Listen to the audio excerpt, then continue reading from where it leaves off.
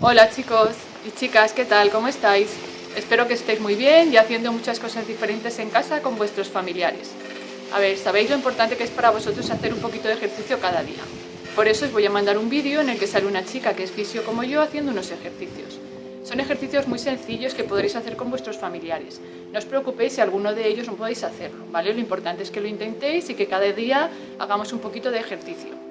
¿Vale? También podéis hacer otras cosas como si tenéis una bicicleta estática en casa, si podéis poner un poquito de música y bailar, podéis bajaros vídeos de las redes sociales, vídeos de aeróbic, de body power, vídeos de ejercicios y poneros a hacerlos un ratito para hacer un poquito de ejercicio. Lo importante es que cada día nos movamos un poco y así llevemos este tiempo en el que estamos encerrados un poquito mejor.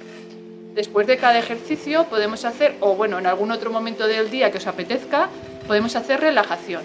Para ello, pedidle a vuestros padres que os pongan una música suave, os buscáis un lugar tranquilo de la casa en el que os estéis bien, puede ser vuestra habitación, puede ser el comedor, el lugar de vuestra casa en el que vosotros os sintáis mejor, ¿vale?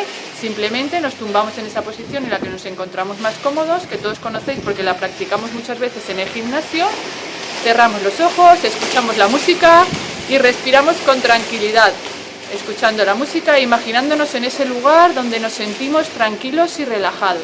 Es importante que hagáis la relajación porque esto nos va a hacer que nos sintamos más tranquilos y a llevar mejor estos días en los que tenemos que estar en casa. Bueno, espero que este tiempo que nos queda estar en casa sea cortito y lo aprovechéis mucho haciendo cosas muy diferentes y divertidas con vuestros familiares. Deseo veros muy pronto y un besito para todos. Hasta luego.